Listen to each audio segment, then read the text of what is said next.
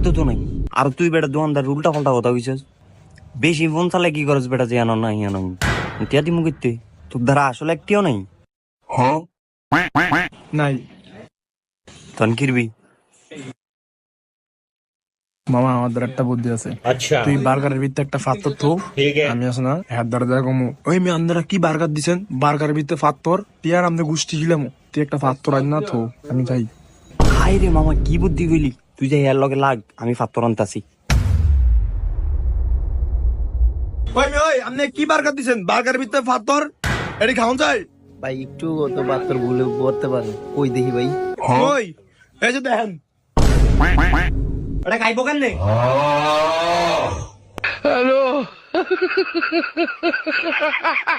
দাদা আপনি কেমন আছেন? ভালো আছি দাদা। দাদা পাত্রটা কি বড়? দাদা পাত্রটা আপনি নিচে দিয়ে দিলে কেমন হয়?